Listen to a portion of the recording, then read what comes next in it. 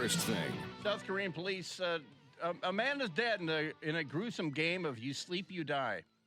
South Korean police said both men were discovered on Monday with severe wounds to the thigh. An autopsy showed one of the men died of excessive bleeding and sepsis, meaning, full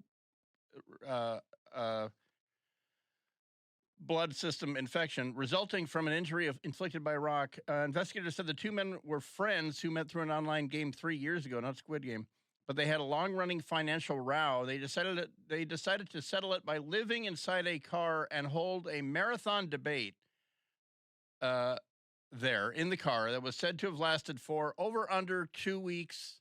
Openly non-kooky Greg. Let's go with the under. No, today is over day. It's 3 weeks. They were in both two guys were fighting in a car for 3 weeks with a rock. But I know what you're saying. Well, what are the rules of this game? It sounds like a fine way for gentlemen to settle a dispute. So they've been living inside the car, holding the marathon debate for 3 weeks. Along the way, they reportedly decided to hit each other's thighs with a rock 5 times whenever the other fell asleep. Hence the name "You Sleep, You Die." The pummeling had gotten so severe that both sustained cuts in their hands holding onto the rocks.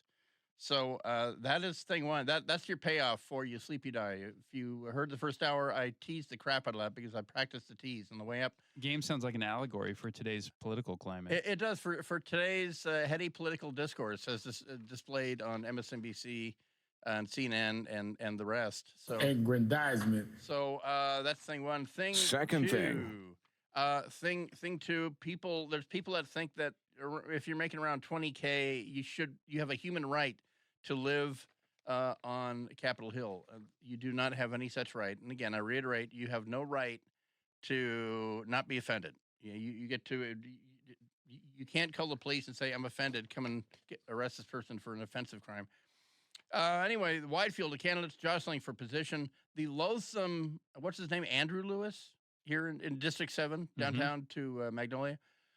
He's seeking a second term. Please, people of that 7th district, don't send him. He's Mr. 5-4. He's the 5th vote, the deciding vote in the let's not criminalize drugs for use or possession. Seeking the second term, he's in first place. So there's going to be, this is just the primary. 40.9% of the vote. Retired Navy Commander Bob Kettle was second at 33%.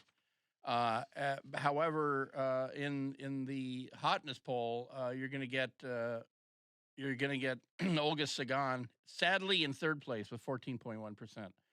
But I got to say, a enraged Russian emigre who had to shut down her restaurant because Seattle couldn't provide order last year belongs on the Seattle City Council. It's a darn shame that she's not. Lewis said in a phone call to the Seattle Times, "We are in a really good position right now. Progressive candidates gained significantly tonight." Like, what other kind were there? This is where do you think you are? It's Seattle.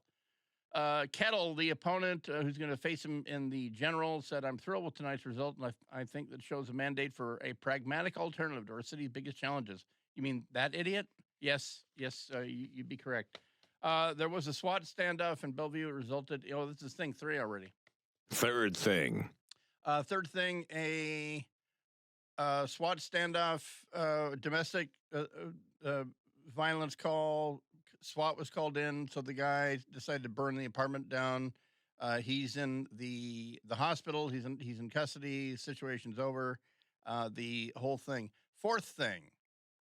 The fourth thing. Guangzhou Zoo wants you to know not to make fun of their Malayan sun bear. It's a real bear because they released a new video where the head does pivot around. It's not like a fake head on a stick and the person inside is looking through the neck. It appears to be a real, very real actual bear.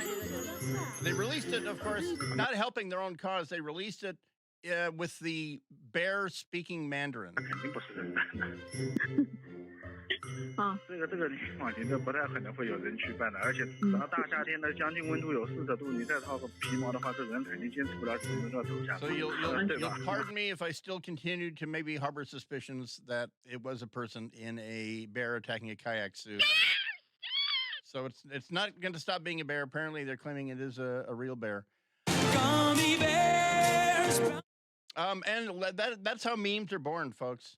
Fourth thing or fifth thing? Fifth thing. This is one of those things where oftentimes the fulcrums of history are misapplied. Maybe it's indictment on a former president that maybe doesn't turn out to be so historic.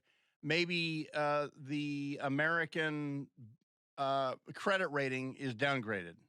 Fitch has downgraded the U.S. credit rating to a AA from a AAA.